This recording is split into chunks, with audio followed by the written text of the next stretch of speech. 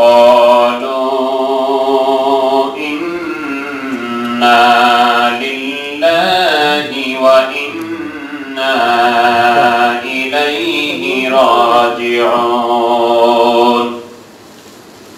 وقال الله تعالى في شان حبيبه إن الله وملائكته يصلون على النبي يا أيها الذين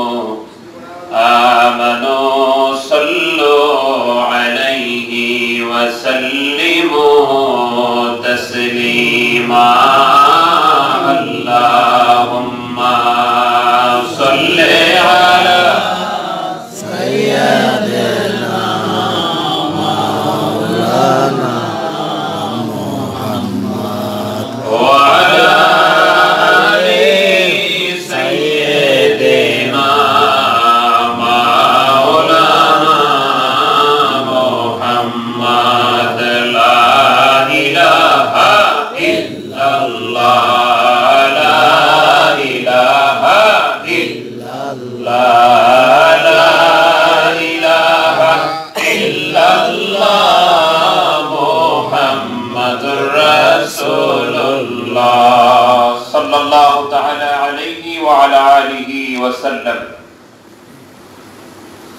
সোমবার দিবগত এই মঙ্গলবারের রাত্রে যে মঙ্গলবারের রাত্রে জমানার মহাকামিল মহাওলি বিশ্বওলি দয়াল বাবা খাজা বাবা শাহ সুফি আল্লামা মাওলানা ফরিদপুরি কুদ্দুস সিরহুল আজিজ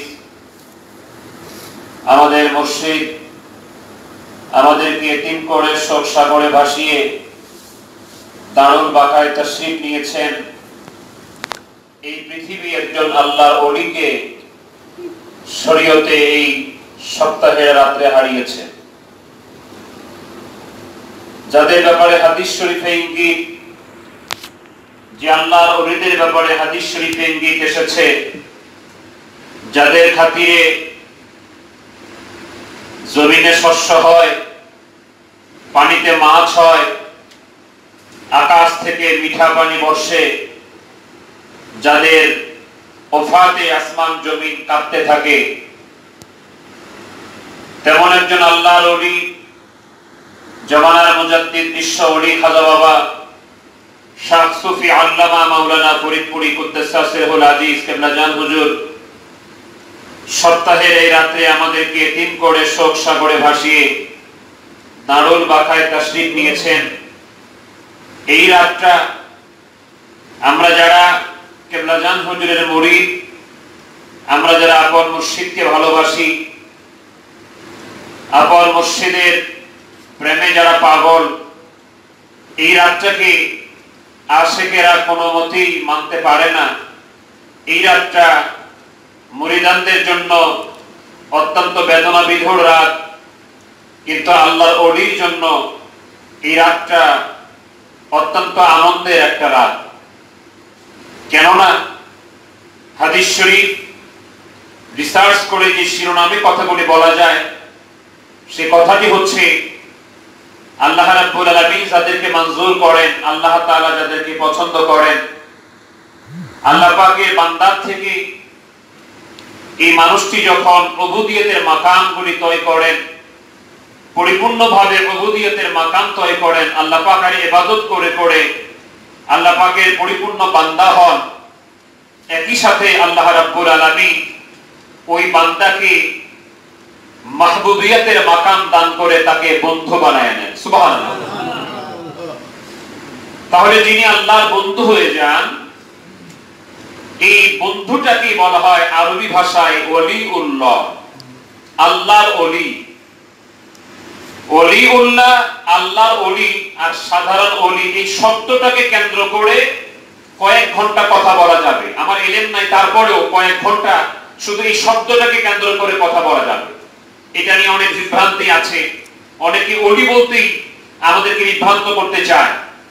তবে সহজ ভাষায় বুঝবেন, যে সমস্ত ওলি বিপদগামী যাদেরকে মানা যাবে না, এই অলির সঙ্গে কিন্তু অলিউল্লাহ শব্দটা নাই।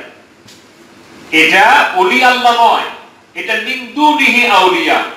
অনেকগুলি ব্যাখ্যা আছে এখানে, কিন্তু অলিউল্লাহ যখন হয়, আল্লাহর বন্ধু যখন হয়, তখন এর অর্থ হয়ে যায়, অলিউল্লাহ যখন হয় তখন এর অর্থ হয়ে যায় আল্লাহর বন্ধু। এখানে আরেকটি সূক্ষ্ম বিষয় আমাদেরকে অনেকেই বুঝাবে, স্পেশাল অলি বলতে কিছু নাই। আল্লাহ স্পেশাল অলি বলতে কিছু নাই। যারাই মুমিন, যারা ঈমানদার, সবাই তো আল্লাহর অলি। এভাবে আমাদেরকে বুঝিয়ে আউলিয়া ইকরামদের যে বিশেষ একটা ক্লাসিফিকেশন আছে, আল্লাহ পাকের দরবারে তার যে একটা মর্যাদা আছে, এটাকে ধূলিসাৎ করে দেওয়ার জন্য আমাদেরকে বোঝানো হচ্ছে আল্লাহু ওয়ালিয়ুল্লাযীনা আমানু। কোরআনুল কারীমের আয়াত দেখিয়ে দেখিয়ে আমাদেরকে বিভ্রান্ত করা হচ্ছে। দেখছি এই যে কোরআনুল কারীমে এসেছে আল্লাহু ওয়ালিয়ুল্লাযীনা আমানু, যারা ঈমানদার তাদের ওলি হচ্ছে আল্লাহ। আয়াতটা হলো এটা, আল্লাহু ওয়ালিয়ুল্লাযীনা আমানু। আল্লাহ হচ্ছে যারা ঈমানদার তাদের ওলি। আর আমরা যে ওলি আল্লাহদের কথা বলি, এরা হচ্ছে আল্লাহর ওলি। বিষয়টা সূক্ষ্ম। ঈমানদারদের ওলি হচ্ছে আল্লাহ ওই আয়াতে। আর আমরা যে কথা বলি, স্পেশালি আল্লাহর ওলিদেরকে মর্যাদা দেই, এটা হচ্ছে তারা হচ্ছে আল্লাহর ওলি। সূরা ইউনূসের ৬২ নম্বর আয়াতে আল্লাহ তাআলা কি বলেছেন, আলা ইন্না আউলিয়া আল্লাহি লা খাউফুন আলাইহিম ওয়ালা হুম ইয়াহজানুন। আমি ওলির ব্যাখ্যাটা পুরোপুরি করব না, কারণ যারা ভালো আলেম, যারা পড়াশোনা করেছে, তারা জানে নিশ্চয়ই যে ওলি শব্দের অর্থ কমপক্ষে ২৬টা হয়। এই ওলি শব্দটি কমপক্ষে ২৬টা অর্থ দেয়। আমার আজকে মূল ভূমিকায় কথা শুধু আল্লাহ কাদের ওলি আর আল্লাহর ওলি কারা, এই বিষয়টি বুঝলে বিষয়টি বিশাল একটা বিষয় ক্লিয়ার হয়ে যাবে। যারা ঈমানদার, আল্লাহ পাক বলছেন আল্লাহ হচ্ছে তাদের ওলি। এই অর্থে, কোন অর্থে? আল্লাহু ওয়ালিয়ুল্লাযীনা আমানু, যারা ঈমানদার তাদের ওলি হচ্ছে আল্লাহ, অর্থাৎ ঈমানদারদের অভিভাবক, গার্ডিয়ান হচ্ছে আল্লাহ রাব্বুল আলামিন। সুবহানাল্লাহ। এটা হচ্ছে যারা ঈমান আনে, যারা মুমিন, তাদের অভিভাবক আল্লাহ তাআলা। এই অর্থে আল্লাহ ঈমানদারদের ওলি। এখন আমরা যে ওলি আল্লাহর কথা বলি, যারা আল্লাহর ওলি, আগে বললাম ঈমানদারদের ওলি হলো আল্লাহ, আর এরা হলো আল্লাহর ওলি। বিষয়টি খুব সূক্ষ্ম, কিন্তু বুঝলে পানির মতো ক্লিয়ার হয়ে যাবে, আর ধোঁকা খাওয়ার সুযোগ হবে না। এখন দেখুন, যখন মানুষ আল্লাহর ওলি হয়ে যায়, যেটি বুখারী শরীফের 963 পৃষ্ঠায় এসেছে, মানুষ যখন ফরজ ইবাদত করতে করতে, নফল ইবাদত করে করে আল্লাহ পাকের নৈকট্য অর্জন করে, হাত্তা উহিব্বাহু, আল্লাহ পাক বলছেন আমি তাকে ভালোবাসি। আল্লাহ পাক বলছেন তখন আমি নিজে তাকে ভালোবাসি। যখন আল্লাহ নিজে কাউকে ভালোবাসে, তখন ওই লোকটি আল্লাহর ওলি হয়ে যায়। ওই লোকটি তখন আল্লাহর ওলি হয়। তখন এই ওলি শব্দের অর্থ হয়ে যায় বন্ধু। এই ওলি শব্দের অর্থই হয়ে যায় বন্ধু। যখন কেউ আল্লাহর বন্ধু হয়ে যায়, সূরা ইউনূসের ভাষায় এবং বুখারী শরীফের 963 পৃষ্ঠার ভাষায়, এই আল্লাহ রাব্বুল আলামিনের ওলিদের যখন ইন্তেকাল হয়, এই আল্লাহর ওলিদের যখন ওফাত হয়, তখন হাতমে মউত, এদের ইন্তেকালটা, এদের ওফাতটা তখন সাধারণ ওফাত থাকে না, এদের ইন্তেকালটা তখন সাধারণ ইন্তেকাল থাকে না, এদের ইন্তেকালটা হয়ে যায় মহামণি আল্লাহ রাব্বুল আলামিনের সঙ্গে মিলন হয়ে যায়। সুবহানাল্লাহ। এটা হচ্ছে মিলন। এজন্য তাদের ইন্তেকালটাকে বেলাদাত বলা হয়, বেসাল বলা হয়। এটা হচ্ছে আল্লাহ রাব্বুল আলামিনের সঙ্গে তাদের মহামিলনের একটা সেতুবন্ধন। এই দুনিয়ার এই ইন্তেকাল নামক বিষয়টি, বাহ্যিক দৃষ্টিকোণ থেকে মৃত্যু নামক শব্দটি, এটি করে দিয়ে আল্লাহ তাআলা দুনিয়ার শরীয়তের পর্দাগুলিকে উন্মোচন করে, তখন শরীয়তের কোনো প্রতিবন্ধকতা থাকে না। আল্লাহ রাব্বুল আলামিনের সাথে বান্দার যে ধরনের মেশামেশি দরকার, আবার এখানে আকীদার খেলাফ করা যাবে না, আল্লাহর জাতের সঙ্গে আল্লাহ পাকের যে বেষ্টনী জাত আছে এটার সঙ্গে মিশে যায়। হুজুর কেবলা বলেছেন আল্লাহ রাব্বুল আলামিন সম্পর্কে যে আকীদা এটা আহলুস সুন্নাত ওয়াল জামাতের আকীদা থাকতে হবে। তো আল্লাহ রাব্বুল আলামিন তার বান্দাকে যে নৈকট্য দান করেন এই মিশামিশি তখন আল্লাহর বন্ধুর সঙ্গে আল্লাহ হয়ে যায়। এইজন্য এই জিনিসটা আল্লাহর ওলিদের জন্য অত্যন্ত আনন্দদায়ক একটা জিনিস। এই রাতটাতে আমরা এখন মুর্শিদের কদমে আসতে পারলাম। আজকে আমাদের কর্তব্য হচ্ছে কেবলাজান হুজুরের কদম মোবারকে আমাদের কিছু হাদিয়া নাজরানা পাঠানো। এজন্য আমরা কোরআন কারীমের তেলাওয়াত করেছি, এজন্য মিলাদ শরীফ পড়া হয়েছে, এজন্য জিকির করা হয়েছে, এজন্য ওয়াজ নসিহত করা হচ্ছে। এই সমস্ত সওয়াবগুলি শেষের দিকে হুজুর কেবলাজানের রওজা শরীফে গিয়ে আমরা জিয়ারত করব বা কালাম ফাতিহা শরীফ তেলাওয়াত করব, সেখানে মোনাজাত করব। এই সমস্ত হাদিয়াগুলি কেবলাজান হুজুরের কদম মোবারকে আমরা পেশ করব। আর হুজুর কেবলাজানের জীবনের আলোকে হুজুর কেবলাজান আমাদের জন্য যে নিয়ামত রেখে গিয়েছেন 23 খণ্ড নসিহত শরীফ, এছাড়া হুজুর কেবলাজানের রেকর্ডকৃত যে ক্যাসেটগুলি হুজুর কেবলাজানের জীবনী, এইগুলি আলোচনা করে এইগুলি জেনে জেনে হুজুর কেবলাজান যেভাবে আমাদেরকে চলতে বলেছেন সেইভাবে চলা, এটি হচ্ছে আজকে রাতের মূল উদ্দেশ্য। এখান থেকে আমাদের শিক্ষা নেওয়া হুজুর কেবলাজানের জীবনী।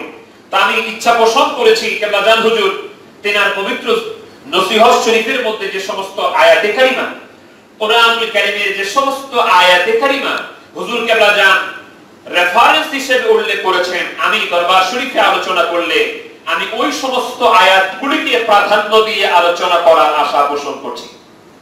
তারই আলোকে বর্তমান প্রেক্ষাপট এবং আমরা অনেক সময় তরিকতের রাস্তায় চলতে চলতে অনেক সময় আমরা হতাশাগ্রস্ত হয়ে যাই।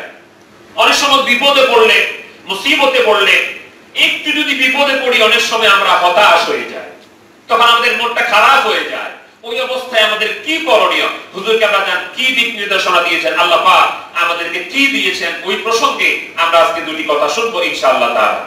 আল্লাহ তাআলা আমাকে বলার আপনাদেরকে শোনার তৌফিক দান করেন, সকলে বলেন আমিন। আমিন। আসুন তার আগে আল্লাহ পাকের দরবারে আমরা শুকর আদায় করে সকলে বলি আলহামদুলিল্লাহ। আলহামদুলিল্লাহ। সুলতানুল মদিনা রাসূল করিম রাউফুর রহিম প্রিয় নবীজির শানে সালাতু সালাম দুরূদ ও সালাম পেশ করে আমরা আবার পড়ি সাল্লাল্লাহু আলাইহি ওয়াসাল্লাম। সাল্লাল্লাহু আলাইহি ওয়াসাল্লাম। আমার মহান মুর্শিদ বিশ্বউলি খাজা বাবা শাহ সুফি আল্লামা মাওলানা ফরিদপুরি কুদ্দুস সিরহুল আজিজ কেবলাজান হুজুরের পুত্র পবিত্র কদম মোবারক কদম বসি আরজ করে কেবলাজান আলহাজ হযরত খাজা মিয়া ভাইজান মুজাদ্দিদি সাহেবের পবিত্র কদম মোবারক কদম বসি আরজ করে আলহাজ হযরত খাজা মিজু ভাইজান মুজাদ্দিদি, খাজিনে রহমত খাজা বড় চট্টগ্রাম মুজাদ্দিদি, খাজা ছোট চট্টগ্রাম মুজাদ্দিদি সাহেবের পবিত্র কদম মোবারক কদম বসি আরজ করে বিশ্ব জাকির মঞ্জিল আল্লাহ তাআলা রাসূলের স্বীকৃত দরবারে উপস্থিত জাকিরান আশিকান মুমিন মুসলমান ভাইয়েরা, পর্দার অন্তরাল থেকে সম্মানিত বোনেরা, সকলের প্রতি মোবারক সালাম। আসসালামু আলাইকুম ওয়া রাহমাতুল্লাহ। ওয়া আলাইকুম আসসালাম ওয়া রাহমাতুল্লাহ। আমাদের মুর্শিদ কেবলাজান হুজুর বিশ্বউলি খাজা বাবা ফরিদপুরি, তিনাকে আমার ভাষায় বলি তিনি হচ্ছেন নিজেই একটা প্রতিষ্ঠান, এমন একটা প্রতিষ্ঠান যে প্রতিষ্ঠানের মধ্যে সব পাওয়া যায়। হুজুর কেবলাজান এমন একটি ব্যক্তির সাথে সাথে তিনি একটা ইনস্টিটিউশন, যে ইনস্টিটিউশনে সব ধরনের সিলেবাস আছে। হুজুর কেবলাজান আমাদেরকে আধ্যাত্মিকতা শিক্ষা দিয়েছেন, হুজুর কেবলাজান আমাদেরকে শরীয়তের জ্ঞান শিক্ষা দিয়েছেন, শরীয়তের আমল শিক্ষা দিয়েছেন। হুজুর কেবলাজান আমাদেরকে বিভিন্ন সমস্যার পরামর্শমূলক সমাধান শিক্ষা দিয়েছেন। এখানে একটি কথা বলে নেওয়া উচিত, হুজুর কেবলাজান এমন একটা জ্ঞানের ল্যাবরেটরি যার কাছে রাষ্ট্রপ্রধান থেকে শুরু করে দেশের সবচেয়ে সম্মানিত রাষ্ট্রপ্রধান, রাষ্ট্রপতি থেকে শুরু করে একবারে দিন মজুর যে দিন আনে দিন খায়, এক বেলা খেলে আরেক বেলা খাবার পায় না, হুজুর কেবলাজানের কদম মোবারকে এসে এই সব শ্রেণীর মানুষ সমাধান পেয়েছে। ঠিক কিনা চলে বলে? ঠিক। এমন কোন শ্রেণী নাই, এমন কোন ব্যক্তি নাই যে বলতে পারবে না যে হুজুর কেবলাজানের কদমে এসেছে অথচ হুজুর কেবলাজান তাকে সুন্দর সমাধান দেন নাই। রাষ্ট্রপতির জন্য হুজুর কেবলা যান উপদেষ্টা। হুজুর কেবলা যান একজন ব্যবসায়ীর জন্য ব্যবসার দিক নির্দেশনা দেওয়ার অন্যতম একজন গুরুর দায়িত্ব পালন করেছেন। হুজুর কেবলা যান চাষাবাদ করতে যে কিভাবে চাষাবাদ করতে হয় এই দিক নির্দেশনা হুজুর কেবলা যান দিয়েছেন। একটি মানুষ মানুষের বাড়িতে কাজ করে কিভাবে খাবে, জীবিকা নির্বাহ করবে, কি ধরনের ব্যবসা কে করতে পারে এর দিক নির্দেশনা হুজুর কেবলা যান দিয়েছেন। আমরা দেখেছি হুজুর কেবলা জানের কাছে এসে সব মানুষগুলি দিক নির্দেশনা দিয়েছে, অর্থাৎ যতগুলি মানুষের যত ধরনের সমস্যা থাকে হুজুর কেবলা জান সবগুলি দিক নির্দেশনা মানুষকে দিয়েছেন। এজন্যই তিনি বিশ্ব ওলি খাজা বাবা শাহ সুফি আল্লামা মাওলানা ফরিদপুরি। রাসূল পাক সাল্লাল্লাহু আলাইহি ওয়াসাল্লামকে তিনি ফলো করতেন। রাসূল পাক সাল্লাল্লাহু তাআলা আলাইহি ওয়া আলিহি ওয়াসাল্লাম তিনি মূলত মূল বড়ে তিনাকে ফলো করে হুজুর কেবলা জান চলেছেন। এইজন্য হুজুর কেবলা জানের কাছে এসেও সব ধরনের মানুষ দিক নির্দেশনা পেয়েছে। রাসূল পাক সাল্লাল্লাহু আলাইহি ওয়াসাল্লাম দিন মজুর থেকে শুরু করে রাষ্ট্রপতি, আমার নবীজি রাষ্ট্রপতিও ছিলেন, তো তাকে ফলো করেছেন আমার হুজুর কেবলা জান। কি হুজুর কেবলা জান দুনিয়াতে বাহ্যিক দৃষ্টিকোণ থেকে রাজা বাদশাহী করে নাই, কিন্তু রাজা বাদশাহকে পরিচালনা করেছেন। ভাইরা আমার, এই জন্য হুজুর কেবলা জান সবগুলি ধাপে ধাপে সব শিক্ষাগুলি হুজুর কেবলা জান আমাদেরকে দিয়েছেন। আল্লাহ তাআলা যে শিক্ষাগুলি মানুষকে দিয়েছেন কেবলা জান হুজুরকে স্মরণ করিয়ে দিয়ে 13 নম্বর নসিহত শরীফে সবর সম্পর্কে, ধৈর্য ধারণ সম্পর্কে, মানুষ বিপদে পড়লে মুসিবতে পড়লে মানুষের কি ধরনের ব্যবহার করা উচিত আর এটি কেন আসে, আল্লাহ রাব্বুল আলামিন এগুলি কেন দেয়, বিপদের সময় আমরা কি করব, এই প্রসঙ্গে আল্লাহ তাআলা কোরআনুল কারীমের দ্বিতীয় পারায় 2 নম্বর যে সূরা সূরাতুল বাকারা এর 155 নম্বর এবং 56 নম্বর আয়াতে আল্লাহ তাআলা কত সুন্দর করে কথাগুলি তুলে ধরেছেন। আল্লাহ পাক বলেন, আউযু বিল্লাহি মিনাশ শাইতানির রাজীম, বিসমিল্লাহির রাহমানির রাহিম, ওয়ালানাবলুওয়ান্নাকুম বিশাইইন মিনাল খাউফি ওয়াল জু'i ওয়া নাকসিন মিনাল আমওয়ালি ওয়াল আনফুসি ওয়াস সামারাত ওয়া বাশশিরিস সাবিরিন। আল্লাহ পাক বলেন এখানে আল্লাহ তাআলা ঈমানদারদের কতগুলি ক্যাটাগরি, যারা ঈমানদার, যারা মুমিন, আল্লাহ পাক তাদের কতগুলি বৈশিষ্ট্য এবং তাদের ব্যাপারে আল্লাহ তাআলা কিছু সিদ্ধান্ত আল্লাহ পাক জানিয়ে দিয়েছেন। আল্লাহ পাক বলেন ওয়ালা নাবলুওয়ান্নাকুম, এখানে যারা আরবি গ্রামাটিকা ভালো বুঝে তারা ভালো বলতে পারবেন। আল্লাহ তাআলা এখানে লাম তাকিদ এবং শেষে নুন তাকিদ দিয়ে আল্লাহ পাক জড়ালো করছেন বিষয়টাকে, যে অবশ্যই অবশ্যই আল্লাহ রাব্বুল আলামিন পরীক্ষা করবেন, পরীক্ষায় ফেলবেন। কিসের পরীক্ষা? বিশাইইন মিনাল খাউফ। আল্লাহ পাক বলেন কিছু কিছু বিষয়ে আল্লাহ পাক ঈমানদারদেরকে, মুমিনদেরকে পরীক্ষায় ফেলবেন। কি ধরনের পরীক্ষাগুলি হতে পারে আল্লাহ পাক সেগুলি তুলে ধরছেন। মিনাল খাউফি ওয়াল জু'i ওয়া নাকসিন মিনাল আমওয়ালি ওয়াল আনফুসি ওয়াস সামারাত। আল্লাহ পাক বলেন আমি আল্লাহ তাআলা তাদেরকে পরীক্ষা করব ভীতি দিয়া, ভয় দিয়া। তারা আমার পথে চলতে চলতে মাঝে মাঝে হয়তো ভীতিগ্রস্ত হয়ে যাবে, মানুষের কথায়, মানুষের হামকিতে, পারিপার্শ্বিক অবস্থার কারণে আমি আল্লাহ তাআলা তাদেরকে হয়তো ভয়ে ফেলবো, হয়তো তাদের জানে মেরে ফেলা ভয়। এই ধরনের জীবনে আমি আল্লাহ তাআলা তাদেরকে ভয় দিয়া পরীক্ষা করব। তাহলে আমরা আল্লাহর পথে চলতে গেলে, আল্লাহকে রাজি খুশি করতে গেলে, মদিনাওয়ালা দেখানো পথে চলতে গেলে, আউলিয়া কিরামদের শিক্ষা দেওয়া সঠিক পথে চলতে গেলে, সিরাতুল মুস্তাকিমের পথে চলতে গেলে আমাদের ভিতরে ভয় জাতীয় পরীক্ষাও আসবে। ওই ভয় জাতীয় যদি পরীক্ষা আসে তাহলে কি আমরা পরীক্ষায় ফেল করে মাঠ ছেড়ে চলে যাব? না না। আল্লাহ রাব্বুল আলামিন বলেন, আমি মানুষকে ভয় নিয়ে পরীক্ষা করব। যারা ঈমানদার হবে, যারা মুমিন হবে, যারা আল্লাহর পথে চলতে থাকবে, চলতে চাইবে, তাদের দৃঢ় বিশ্বাস হলো, তাদের পরিকল্পনা হলো আমাকে জানে মেরে ফেলার ভয় দেখানো হোক, আর আমার মাল সব ধ্বংস করে দেওয়ার ভয় দেখানো হোক, আমি আল্লাহর পথে অবিচল ছিলাম, আছি, ইনশাআল্লাহ যতদিন প্রাণ থাকবে আল্লাহর পথ ছেড়ে শয়তানের দলে যাব না। এজন্য যতই মেরে ফেলার হুমকি দেওয়া হোক, যত ধরনের ভয় দেখানো হোক না কেন, আমরা মনে করি আল্লাহর পক্ষ থেকে এগুলি পরীক্ষা আসতে পারে। আমরা কারো হুমকি ধামকিতে ভয় পাই না, বিচলিত হই না। যতদিন দেহে প্রাণ থাকবে ততদিন পর্যন্ত আহলুস সুন্নাত ওয়াল জামাতের পতাকা আমাদের হাতে থাকবে। যতদিন পর্যন্ত আমাদের দেহে প্রাণ থাকবে ততদিন পর্যন্ত সুন্নাতের পতাকা থাকবে। যতদিন পর্যন্ত দেহে প্রাণ থাকবে ততদিন পর্যন্ত আপন মুর্শিদের কদম আমরা ছেড়ে দেব না। ঠিক। আল্লাহ পাক বলছেন ভয় দিয়ে তোমাদেরকে পরীক্ষা করা হবে। অন্য আয়াতে আল্লাহ রাব্বুল আলামিন বলছেন, আহসিবান নাসু আন ইউতরাকু আন ইয়াকুলু আমান্না ওয়া হুম লা ইফতানুন।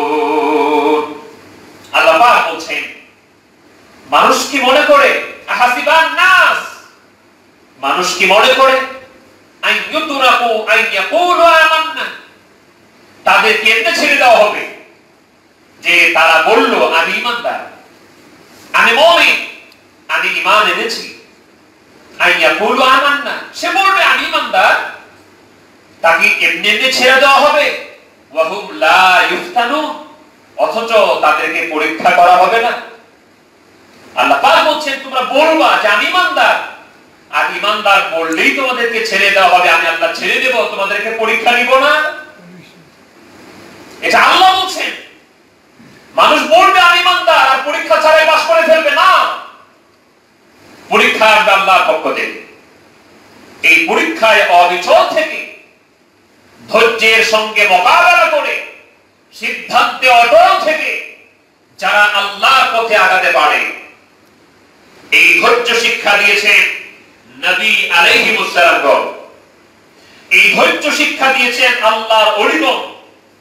সবচেয়ে বড় ধৈর্যের পরীক্ষা দিয়েছেন রাসূল পাক সাল্লাল্লাহু তাআলা আলাইহি ওয়া আলা আলিহি ওয়াসাল্লাম। আমি সব নবীদের দৃষ্টান্ত তুলে ধরব না, রাসূল পাক সাল্লাল্লাহু আলাইহি ওয়াসাল্লামের জীবনের থেকে একটি ছোট্ট পাখান, একটি ছোট্ট দৃষ্টান্ত। তায়েফের ময়দানে আল্লাহ পাকের হাবিব চলে গেলেন ইসলামের দাওয়াত দেওয়ার জন্য। তায়েফের ময়দান, দুই পাশে পাহাড়, মাঝখান দিয়ে গিরিপথ। তাইফে আমরা যখন নিজেরা গেলাম দেখলাম এত রোদ আর এত গরম। মক্কা মুকাররমা থেকে, মক্কা শরীফ থেকে তাইফের মূল শহরের উচ্চতা হচ্ছে 12,000 ফুট, 12,000 ফুট উঁচা, অথচ দূরত্ব বেশি না, মাত্র 70 কিলোমিটার। অনেক ঘুরে ঘুরে ঘুরে ঘুরে উপরে উঠতে হয়েছে। তাইফের আবহাওয়াটা বাংলাদেশে যেমন বসন্তকালে আবহাওয়া থাকে, ঠিক তেমন আবহাওয়াটা আমরা পেলাম জুন মাসে তায়েফের আবহাওয়া। আবহাওয়াটা চমৎকার। হুজুর চিন্তা করলেন আমি তায়েফের ময়দানে গিয়ে ইসলামের দাওয়াত দিব। ইসলামের দাওয়াত দেওয়া শুরু করলেন। আল্লাহ পাকের হাবিব রাসূল পাক সাল্লাল্লাহু আলাইহি ওয়াসাল্লাম চিন্তা করেছেন এখানে আমি বড় হয়েছি। ইসলামের দাওয়াত যখন দিলেন তায়েফের লোকজন ইসলাম কবুল করলো না। কবুল তো করলোই না। আল্লাহ পাকের হাবিব রাসূল পাক সাল্লাল্লাহু আলাইহি ওয়াসাল্লামকে মাঝখান দিয়ে যখন আল্লাহর হাবিব রাস্তা দিয়ে চলছিলেন, দুই পাশ দিয়ে তারা যুবকদেরকে দাঁড় করিয়ে দিল, কিশোরদেরকে দাঁড় করিয়ে দিল, আর বলল এই পাগলটাকে মারতে শুরু করো। আল্লাহর হাবিব রাস্তা দিয়ে চলছেন, দুই পাশ দিয়ে বৃষ্টির মতো পাথর আসা শুরু করলো। আল্লাহর হাবিব অজ্ঞান হয়ে মাটিতে পড়ে গেলেন। কিছুক্ষণ পরে আবার জ্ঞান ফিরল। হুজুর আবার হাঁটতেছেন, আবার অজ্ঞান হয়ে মাটিতে পড়ে গেলেন। হুজুর আবার জ্ঞান ফেরার পরে আবার হাঁটলেন। তৃতীয়বারে হুজুর যখন হাঁটা শুরু করলেন, হুজুরের উপর পাথর মারা হলো, হুজুর অজ্ঞান হয়ে পড়ে গেলেন। হুজুরের পবিত্র রক্ত মোবারক, পবিত্র কদম মোবারকের তালু মোবারকের সঙ্গে জুতা মোবারকের সঙ্গে লেগে গেল। হুজুর অজ্ঞান। অনেক লম্বা কথা। জিবরিল আমিন এসে বলেন, হুজুর, ইয়া রাসূলুল্লাহ, ইয়া হাবিবাল্লাহ, আপনি শুধু একটা হুকুম দেন। আল্লাহ আমাকে অর্ডার দিয়েছেন, আল্লাহ আমাকে অনুমোদন দিয়েছেন, আপনি যদি চান কাজ হয়ে যাবে। জিবরিল আমিন বলেন, হুজুর, আপনি শুধু একটা অর্ডার দেন, আমি আমার পাখা দিয়া একটা বাড়ি দেব। 600 পাখার মধ্যে আমি একটা পাখা দিয়ে শুধু একটা বাড়ি দেব, এই তাইফের জমিনটাকে মাটির সঙ্গে মিশিয়ে দেব। পাহাড়গুলি ধূলিসাৎ হয়ে যাবে, এখানে কেউ থাকবে না। আল্লাহর হাবিব রাহমাতুল লিল আলামিন বললেন, জিবরিল, এই তায়েফের ময়দানের তায়েফের লোকগুলিকে যদি তুমি সমূলে ধ্বংস করে দাও, শেষ করে দাও, তাহলে আমি কার কাছে দাওয়াত দিব? লা ইলাহা ইল্লাল্লাহ মুহাম্মাদুর রাসূলুল্লাহ সাল্লাল্লাহু আলাইহি ওয়াসাল্লাম। জিবরাইল, হয়তো তাদেরকে যেইভাবে বুঝাইলে তারা বুঝতো, হয়তো আমি ওভাবে বুঝাইতে পারি না। যাকে না সৃষ্টি করলে আল্লাহ আসমান জমিন কিছু সৃষ্টি করতেন না, তিনি ধৈর্যের পরীক্ষা কত দিয়েছেন। আমার বীর কেবলা জান হুজুর ধৈর্যের একজন মূর্ত প্রতীক। রাসূল পাক সাল্লাল্লাহু আলাইহি ওয়াসাল্লামের চরিত্রবান হুজুর কেবলা জান তরিকা চর্চা করা থেকে শুরু করে কেবলা জান হুজুরের জীবনী আলোচনা করলে কয়েকটা রাত দরকার। হুজুর কেবলা জানের শুধু দুইটি কথা শেয়ার করি। হুজুর কেবলা জান এমন অবস্থা হয়ে গেল, হুজুর কেবলা জান গরিব ঘরের সন্তান নয়, বিশাল জমিদারের সন্তান। কেবলা জান বলতেন, বাবা, হাতির পিঠে চড়ে বেড়াতাম, যেন সোনার চামচ মুখে নিয়ে জন্মেছিলাম, কিন্তু আল্লাহকে পাওয়ার জন্য সব ফিরিয়ে দেওয়া হলো। শুধু আপন পীর একটা হুকুম দিল, বাবা, আল্লাহকে পাইতে গেলে ত্যাগী হও। এই একটা হুকুম। বাড়িতে চলে গিয়ে বাবার কাছ থেকে সব সম্পত্তি, ভাগের সব সম্পত্তি বিক্রি করে আপন পীরের কদমে দিয়ে দিলাম। এরপরে শুরু হয়ে গেল যত ধরনের পরীক্ষা। আপন পীর বলেন, বাবা, কারো কাছে কিছু নিতে পারবা না, কারো কাছে কিচ্ছু চাইতে পারবা না, কেউ যদি ইচ্ছে করেও দেয় তাও নিতে পারবা না। কেবলা জান হুজুর বলেন, শুরু হয়ে গেল পরীক্ষা আর পরীক্ষা। একদিন পর পর খাইলাম, 2 দিন পর পর খেলাম, 7 দিন পর পর খেলাম। ক্ষুধার যন্ত্রণায় পানি খাইতে যাইতাম, পানি খাইলেও পানিটাও তিতা লাগতো, পানি খাইলে ক্ষুধাটা আরো বেড়ে যেত। কেবলা জান হুজুর সেই পরীক্ষায় উত্তীর্ণ হয়ে সবকিছু বিসর্জন দিয়েছেন, আল্লাহকে পাওয়ার জন্য আপন পীরের কদম ছাড়েন না। কলকাতায় গেলেন, কলকাতা হয়ে এই আক্রোশী জমিনে আসলেন। আসার পরে কত কথা, কত নির্যাতন করা হলো হুজুর কেবলা জানকে, মানসিক ভাবে কত গালি দেওয়া হলো, কত ধরনের ফতোয়া দেওয়া হলো। কেবলা জান হুজুর এগুলিকে ভ্রুক্ষেপ না করে ধৈর্য ধরে, ধৈর্যের সঙ্গে সাহসিকতার সাথে আল্লাহ পাকের দেওয়া বিধান ধৈর্যের সঙ্গে মোকাবেলা করে হুজুর কেবলা জান এগিয়েছেন।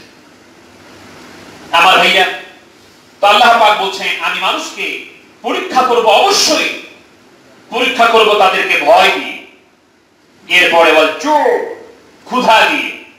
খাবার পাবা না, খাবারের জন্য ঘুরে বেড়াবা, ঈমান কি নষ্ট করে ফেলবা, আল্লাহর পরীক্ষা। ক্ষুধা লেগেছে, খাবার হয়ে চুরি করবা, দুর্নীতি করবা না। ক্ষুধার যন্ত্রণায় সৎ থাকা, ধৈর্যের সঙ্গে মোকাবেলা করার নাম ঈমানদার। আল্লাহ পাক বলছেন, ওয়ালানাবলুওয়ান্নাকুম বিশাইইন মিনাল খাউফ ওয়াল জু'। আমি আল্লাহ পাক পরীক্ষা করব মানুষকে ভয় দিয়ে, আমি আল্লাহ পাক পরীক্ষা করব মানুষকে ক্ষুধা দিয়ে। ওয়ানাকসিম মিনাল আমওয়াল, আমি মাঝে মাঝে তাদের সম্পদগুলিকে বিনষ্ট করে দিয়েও পরীক্ষা করব।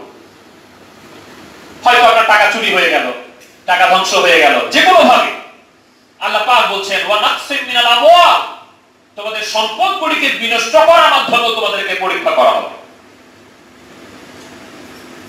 ওয়াল আনফুসি ওয়াস সামারাত, জানের ক্ষতি দিয়ে অসুস্থ হয়ে পড়েছে, ফসল নষ্ট হয়ে গেল, ব্যবসা ডাউন হয়ে গেল,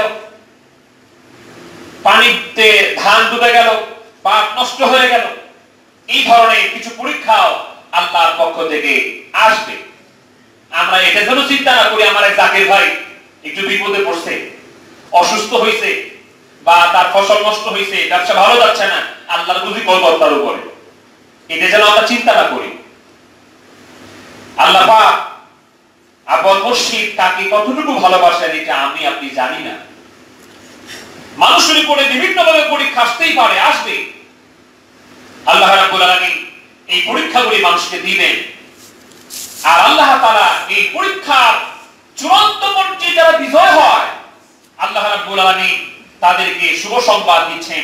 আল্লাহ পাক তাদেরকে প্রতিফলটা কত সুন্দর দিচ্ছেন। আল্লাহ পাক বলছেন এত ধরনের পরীক্ষা নিয়ে তোমাদেরকে ফেলবো। ওয়া বাশশিরিস সাবিরিন, হাবিব ও আমার বন্ধু আমার নবী, যারা ধৈর্য ধারণ করে, ধৈর্যশীল যারা, ধৈর্যের সঙ্গে বিপদকে মোকাবেলা করে, আল্লাহর উপর তাওয়াক্কুল যারা করে, আপনি তাদেরকে শুভ সংবাদ দান করুন। আল্লাহ পাক শুভ সংবাদ দিচ্ছেন যে তারা ধৈর্য ধরবে, আমি আল্লাহ পাক তাদেরকে শুভ সংবাদ দান করব। আমার ভাইয়া কিবলা জান হুজুর এই প্রসঙ্গে 13 নম্বর নসিহতে বনী ইসরাঈলের এক ব্যক্তির একটি ঘটনা সুন্দর করে তুলে ধরেছেন। বনী ইসরাঈলের এক লোক খুব অত্যাচারী, খুব খারাপ, দুনিয়া মনে হয় এমন কোন অপকর্ম নাই যে সে লোকটা করে না, মানুষের উপর অত্যাচার করে, যত ধরনের খারাপ কাজ আছে এই লোকটি করে। তখন সমাজের লোকগুলি অতিষ্ঠ হয়ে গেল। সমাজের লোকগুলি অতিষ্ঠ হয়ে সবাই চিন্তা করলো, সবাই চিন্তা করে তাকে বয়কট করলো যে এই লোকটাকে তো আর সমাজে রাখা যায় না, আমাদের এলাকায় এই লোকটাকে আর রাখা যায় না। আল্লাহ রাব্বুল আলামিন এই দিক দিয়ে আবার মুসা আলাইহিস সালামের প্রতি ওহী করলেন, হে আমার নবী মুসা, তুমি যাও এই লোকটাকে এই এলাকা থেকে বের করে দাও। আমি আল্লাহ পাক তোমার উপর হুকুম করলাম, এই লোকটা এলাকার মানুষকে এত অতিষ্ঠ করেছে, এই লোকটাকে এলাকা থেকে বের করে দাও, সে পাপী। মুসা আলাইহিস সালাম এই লোকটিকে ওই এলাকা থেকে বের করে দিলেন। বের করে দেওয়ার পরে একটা নির্জন বস্তিতে যে লোকটি জীবন যাপন করতে লাগলো, সেখানেও তার ব্যবহার এমন, সেখানকার লোকগুলিও তার অত্যাচারে আর ভালো থাকতে পারে না, সেখানকার লোকগুলি অতিষ্ঠ হয়ে গেল।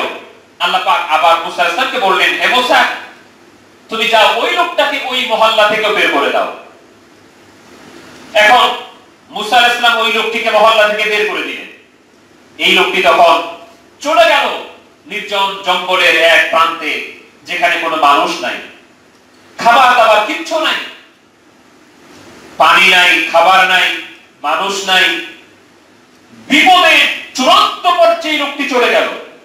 একাকিত্বের বিপদ আসলো, খাবারের কষ্ট আসলো, সব কিছু থেকে লোকটি বঞ্চিত হয়ে গেল। এই লোকটার তখন হুঁশ ফিরল। এই লোকটি তখন মাবুদের দরবারে, মনিবের দরবারে তওবা করে বলছে, রব্বুল আলামিন, আমার গুনাহের কারণে, আমার অপরাধের কারণে সমাজের লোক আমাকে বাদ দিয়ে দিল, সমাজ থেকে আমাকে বিতাড়িত হতে হলো, সমাজে আমি থাকতে পারলাম না, সমাজের লোকগুলি আমার থেকে চলে গেল, আমার কাছ থেকে খাবার রিজিক চলে গেল, আমি নিঃসঙ্গ হয়ে পড়লাম।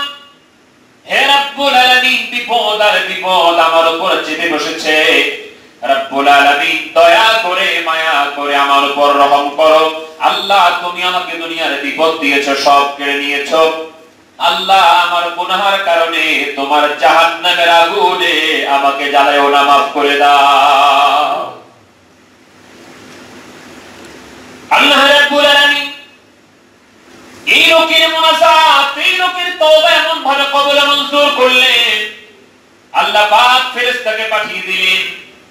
এক ফেরেশতাকে পাঠালেন তার স্ত্রীর সুরতে, আরেক ফেরেশতাকে পাঠালেন তার মায়ের সুরতে, আরেক ফেরেশতাকে পাঠালেন তার বাবার সুরতে।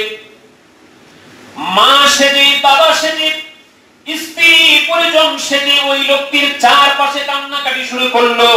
আর ওই লোকের জন্য আল্লাহর দরবারে মুনাজাত করতে লাগলো, দোয়া করতে লাগলো। এদিক দিয়ে দোয়া চলতেছে, ওই দিক দিয়ে মালাকুল মউত লোকের জান কবজ করে নিয়ে চলে গেল। লোকটির রূহটা কবজ হয়ে গেল।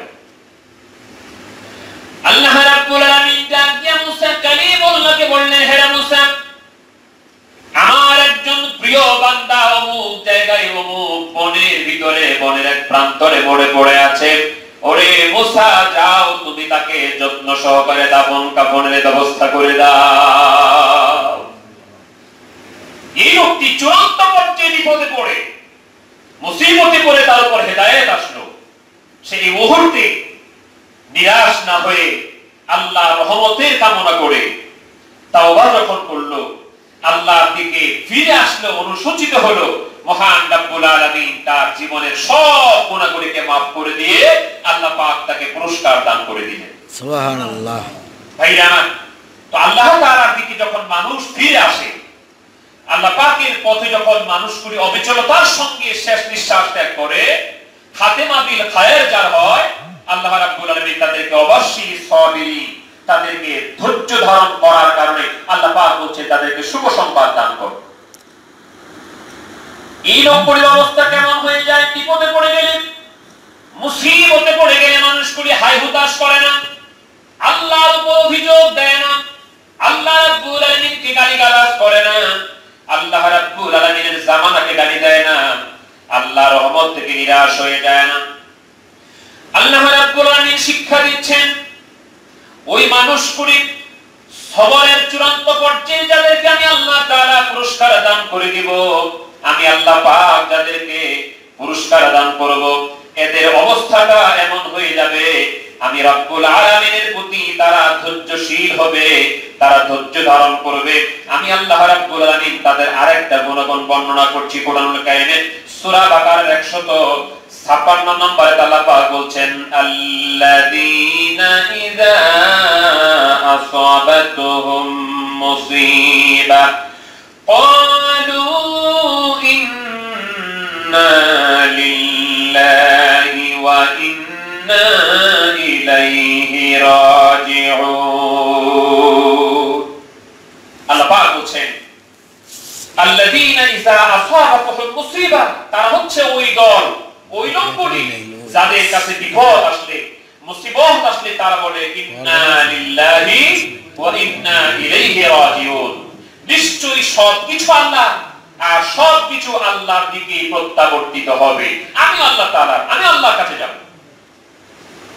এই যে আল্লাহ পাকের কাছে পরিপূর্ণভাবে নির্ভর করা, ইন্না লিল্লাহি ওয়া ইন্না ইলাইহি রাজিউন, এর ব্যাখ্যাগুলি শরীয়তের দৃষ্টিকোণ থেকে ব্যাখ্যা, তরিকতের দৃষ্টিকোণ থেকে অনেক চূড়ান্ত, অনেক বড় ব্যাখ্যা আছে। সবগুলি আলোচনা করা সম্ভব হলে তবে ইঙ্গিত দিয়ে যাচ্ছে ইন্না লিল্লাহি ওয়া ইন্না ইলাইহি রাজিউন, এটি হচ্ছে আল্লাহ রাব্বুল আলামিনের যেহেতু সব আল্লাহর কাছে সবকিছু ফিরে যাবে, এটি আমাদেরকে আল্লাহর কাছে ফিরে যেতে হবে, এটা চূড়ান্ত। এটি শরীয়তের ব্যাখ্যা, শরীয়তের ইশারা। হুজুর কেবলা জানের হাকিকতগুলি তুলে ধরেছেন, যেহেতু আল্লাহর কাছ থেকে এসেছি, আল্লাহর কাছে ফিরে যেতে হবে, অতএব আল্লাহর কাছে যদি ফিরে যেতে হয়, আল্লাহর কাছ থেকে যেমন এসেছি তেমন হলেই আল্লাহ পাকের কাছে সঠিক প্রত্যাবর্তন হবে। আল্লাহ পাক যখন আমাদেরকে দুনিয়ায় পাঠান, আমাদের আমলনামায় কি কোনো গুনাহ ছিল? অপরাধ ছিল? অন্যায় ছিল? চুরি করা জানতাম? ডাকাতি করা শিখছিলাম? দুর্নীতি করা শিখছিলাম? সুদ খাওয়া, ঘুষ খাওয়া, মানুষকে ঠকানো? কিছু ছিল না। ইসলামী ফিতরাত ছিল। আল্লাহ নবী বলেছেন, কুল্লু মাউলুদিন ইউলিদু আলাল ফিতরাত, প্রত্যেকটা নবজাতক সন্তান, প্রত্যেকটা শিশু সন্তান ইসলামী ফিতরাতে জন্মগ্রহণ করে। প্রত্যেকটা সন্তান যখন জন্ম হয়, ভূমিষ্ঠ হয়, এটার পরিচয় থাকে সেই ইসলামী ফিতরাত। তাকে পরবর্তীতে তার মা বাবা এই স্পর্শতার কারণে, সম্পর্কতার কারণে কেউ মুসলমান হয়, আবার কেউ ইহুদি, খ্রিস্টান, নাসারা, বেদিন হয়ে যায়। তো এটা আবার আরো অনেক ব্যাখ্যা আছে, সেদিকে গেলে আবার ওই কথাটা বলা হবে। তো একটি সন্তান যখন পৃথিবীতে আসে, আল্লাহ পাকের পক্ষ থেকে আসে, আল্লাহর কাছ থেকে আসে, তখন তার কাছে গুনাহের কালিমা থাকে না, অন্যায় অপরাধ থাকে না, তার কাছে কোনো পাপাচার থাকে না, সে নিষ্কলুষ থাকে, ইসলামী ফিতরাত থাকে, পরিপূর্ণভাবে নিষ্পাপ থাকে। অতএব আল্লাহ রাব্বুল আলামিনের কাছে আমাদেরকে ফিরে যেতেই হবে। অতএব আল্লাহর কাছে যদি ফিরে যেতে হয়, যে নিষ্পাপ হয়ে পৃথিবীতে আগমন করেছি, ওই রকম যেদিন হতে পারবো, ওই দিনে আল্লাহর কাছে পুরোপুরি প্রত্যাবর্তন হবে। এটা হওয়ার জন্য যা কিছু করা দরকার, এগুলো আমাদেরকে করতে হবে। এই জন্য কাল যদি কালিমাযুক্ত হয়ে যায়, গুনাহের কালিমাযুক্ত হয়ে যায়, এটাকে পরিষ্কার করতে হবে। আমাদের আমলনামা যদি গুনাহে গুনাহে ভরে যায়, তওবা করে অনুসূচিত হয়ে আমাদেরকে সেগুলি থেকে ওভারকাম করে ফিরে আসতে হবে। কালবে ময়লা পড়ে যায় যখন মানুষ গুনাহের কাজ করে, অন্যায় অপরাধ করে, তখন কালবে কালো দাগ পড়ে যায়। কাল একটা স্বচ্ছ আয়না। এই কালকে আরশুল্লাহ বলা হয়। এই কাল আল্লাহ রাব্বুল আলামিন যে এখানে বসে থাকে ঘুমায় এরকম না। হুজুর কেবলানের দৃষ্টান্ত দিয়েছেন যে একটি শিশির দানা দুব্বা ঘাসের মধ্যে পড়ে, যখন সকালবেলা শীতের সকালের দিকে বা অক্টোবর নভেম্বরের দিকেও দেখা যায় শিশির দানা দুব্বা ঘাসের মধ্যে পড়ে, একটি ছোট্ট বিন্দু। সকালবেলা যখন সূর্য ওঠে, তখন এই সূর্যটা পুরোটা ওই শিশির দানার মধ্যে দেখা যায়। তাই বলে সূর্যটা ওটার মধ্যে ঢুকে যায় না। সূর্যটা যে শিশির দানার মধ্যে ঢুকে গেছে এমনটি নয়, কিন্তু পুরো সূর্যটা শিশির দানাটা ধারণ করেছে প্রতিচ্ছায়া হিসেবে। তো আমাদের কাল যদি পরিষ্কার থাকে, মহান রব্বুল আলামিনের আরশ তখন মানুষের অন্তরের মধ্যে প্রতিফলিত হতে থাকে। আরশ কুরসি দারদেলো উস্তলহ কলম হরকে দিলেরা ইয়াফতোয়ারা নিস্তবম। আল্লামা মাওলানা জালালউদ্দিন রুমি রাহমাতুল্লাহ বলেন, মানুষের কলব যখন পরিচ্ছন্ন হয়ে যায়, মানুষের কাজ যখন পরিষ্কার হয়ে যায়, মহাকালের সঙ্গে যখন যোগসূত্র স্থাপিত হয়ে যায়, এটার প্রশস্ততা এমন হয়ে যায়, সাত তবক আসমান আর জমিন আরশ কুরসি কালবের মধ্যে, এই মানুষের কালবের মধ্যে রাখলে বিশাল একটা মাঠের মধ্যে একটি সরিষা দানা রাখলে যেমন মাঠের তেমন কোন জায়গা দখল করে না। কাল মানুষের যখন পরিচ্ছন্ন হয়ে যায়, আল্লাহর সৃষ্টি মাখলুকাতটা ওই কালবের মধ্যে রাখলে সরিষা দানার চাইতে বেশি স্থান দখল করে না। এটা তখন পরিচ্ছন্ন আয়না হয়ে যায়। তখন আলমে মেসালের সঙ্গে এটার যোগসূত্র স্থাপিত হয়ে যায়। আলমে মেসালের সঙ্গে যখন যোগসূত্র স্থাপিত হয়ে যায়, তখন এই লোককে আল্লাহ রাব্বুল আলামিন সেই জ্ঞানগুলি দান করে দেন। রাসূল পাক সাল্লাল্লাহু আলাইহি ওয়াসাল্লামকে যে জ্ঞান আল্লাহ তাআলা মেরাজে দান করেছেন, রাসূল পাক সাল্লাল্লাহু আলাইহি ওয়ারিস হিসেবে আল্লাহ তাআলা মুমিনে কামেলদেরকে, আল্লাহ তাআলা মুহাক্কিক ওলামায়ে কেরামদেরকে, আল্লাহ ওলিদেরকে রাসূল পাক সাল্লাল্লাহু আলাইহি ওয়াসাল্লামের সেই ইলমের ওয়ারিস বানিয়ে দেন। সুবহানাল্লাহ। হুজুর সেখানে গিয়ে আল্লাহর মিসাল দেখেছেন, তখন তার কাছে গোপন প্রকাশ্য সবগুলি উন্মোচিত হয়ে গেল।